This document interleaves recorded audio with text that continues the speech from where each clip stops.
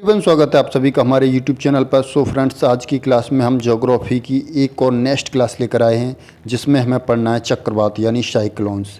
इस क्लास के most important question के साथ आज की क्लास को हम शुरू करेंगे।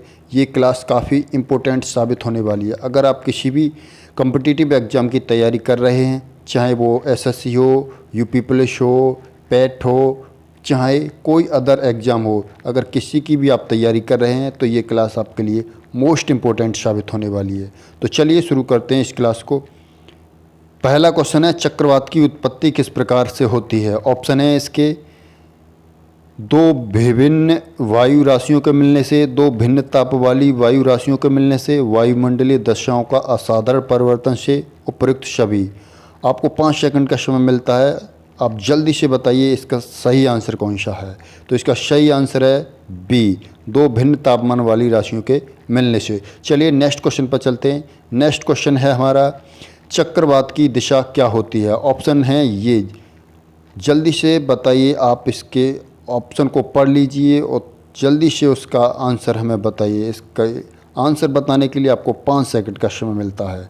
चलिए जल्दी से आप इसका आंसर बताइए। तो इसका राइट आंसर है ए, उत्तरी गोलार्ध में घड़ी की सुई के विपरीत और दक्षिणी गोलार्ध में घड़ी के सुई के अनुकूल चक्रवात की दिशा होती है। चलिए नेक्स्ट क्वेश्चन पर चलते हैं। नेक्स्ट क्वेश्चन है हमारा, चक्रवात की आकृति निम्न में से किस प्रकार की होती है। ऑप्शन है इसके ये, अंडाकार, गोलाकार, त्रिभुजाकार, उपयुक्त सभी। तो जल्दी से फटाक से इसका आंसर बताइए। जल्दी कौन सा आंसर होगा इसका, ए होगा, बी होगा, सी होगा, डी होगा। तो इसका राइट आंसर है ए, यानी कि चक्रवात की आकृति अंडाकार होती है।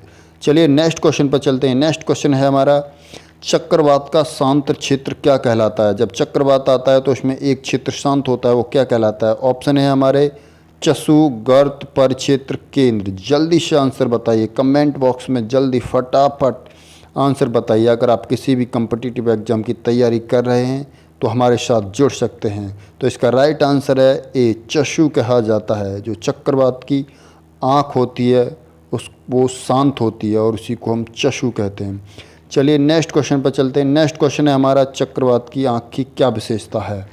तो ऑप्शन है हमारे ये, उष्णकटिबंधीय चक्रवात की, प्रतिचक्रवात की, उष्ण आर्द्र चक्रवात की, ऑक्लूडेड वाताग्र की। यानी चक्रवात की आँख एक विशेषता है।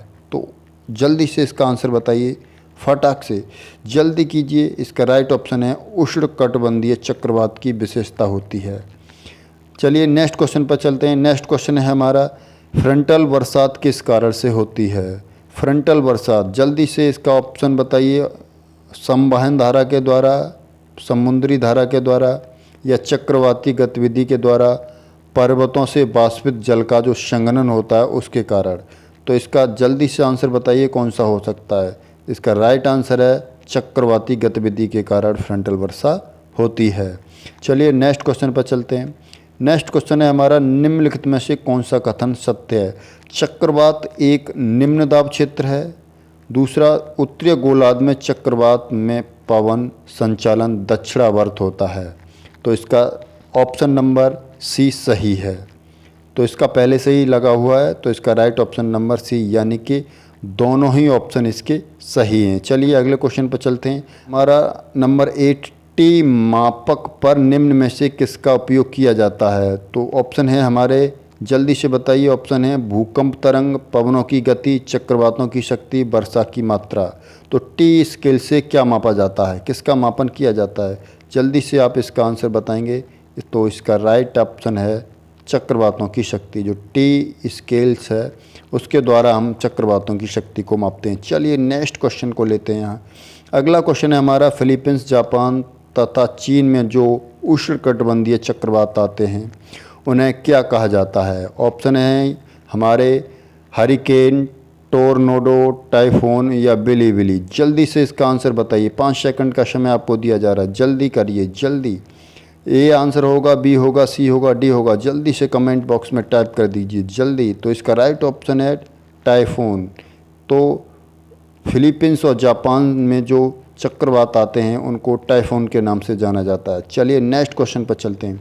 नेक्स्ट क्वेश्चन है हमारा, निम्नलिखित में से कौन सा देश टाइफून से प्रभावित रहता है। ऑप्शन है हमारे होंडुरास और ग्वाटेमाला, बांग्लादेश, जापान, फिलीपींस या मिसिसिपी घाटी। जल्दी से इसका आंसर बताइए, चारों ऑप्शन में से कौन सा ऑप्शन इसका सही होगा। तो टाइफून कहाँ पर आता है, अभी हमने जस्ट पीछे ये क्वेश्चन को किया है।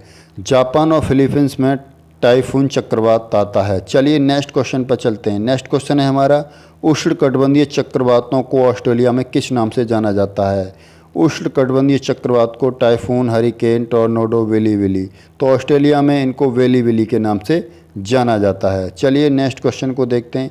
नेक्स्ट क्वेश्चन है हमारा, निम्नलिखित में से किस हवा में चक्रवातीय गति का अभाव होता है, यानी कौन सी जो हवा है उसमें चक्रवात का अभाव होता है। तो जल्दी से बताइए, hurricane, tornado, पापागयो, typhoon.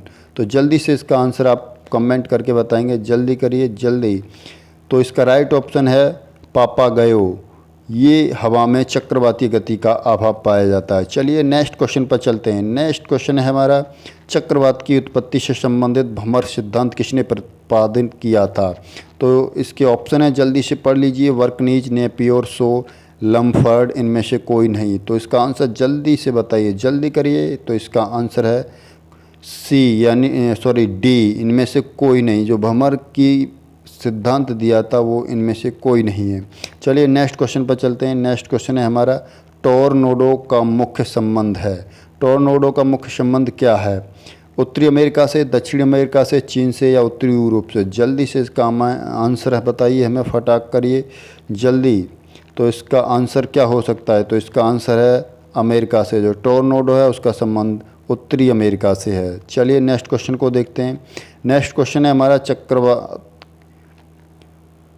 Next question है हमारा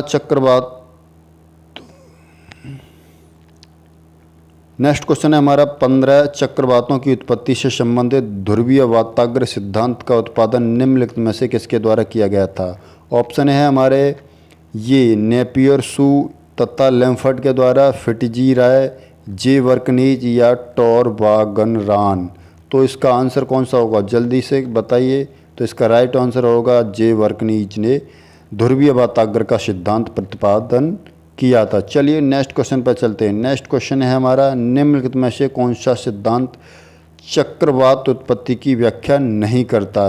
तो ऑप्शन है हमारे ये प्रगामी तरंग सिद्धांत, द्रव्य वाताग्र सिद्धांत, भंवर सिद्धांत, गति के सिद्धांत। तो जल्दी से इसका आंसर हमें कमेंट बॉक्स में बताइए तो कि कौन सा सिद्धांत चक्रवात की व्याख्या नहीं करता है। तो इसका ऑप्शन नंबर ए है प्रगामी सिद्धांत।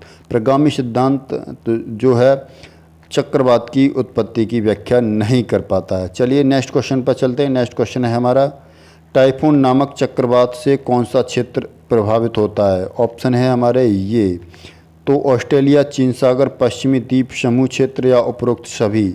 जो टाइफून नामक चक्रवात से परेशान रहते हैं, प्रभावित होते हैं, तो उसका आंसर कौन सा है, जल्दी बताइए। तो इसका राइट ऑप्शन है सी, चीन सागर जो है सबसे ज़्यादा टाइफून नामक चक्रवात से प्रभावित रहता है। नेक्स्ट क्वेश्चन है हमारा, प्रति चक्रवात की क्या विशेषता होती है। 19 नंबर जो क्वेश्चन है उसका आंसर जल्दी से बताइए। ऑप्शन है तापमान में वृद्धि, तेज पवन, स्वच्छ आसमान या तीव्र दृष्टि। तो इसका ऑप्शन आपको जल्दी से बताना है, कमेंट बॉक्स में जल्दी करिए। तो इसका राइट ऑप्शन होगा सी, स्वच्छ आसमान। जो प्रति चक्रवात है वो चक्रवात के पीछे पीछे आता है। चक्रवात में बहुत सारी वर्षा होती है, लेकिन इसके आने के बाद मौसम बिल्कुल साफ हो जाता है। चलिए नेक्स्ट क्वेश्चन पर चलते हैं।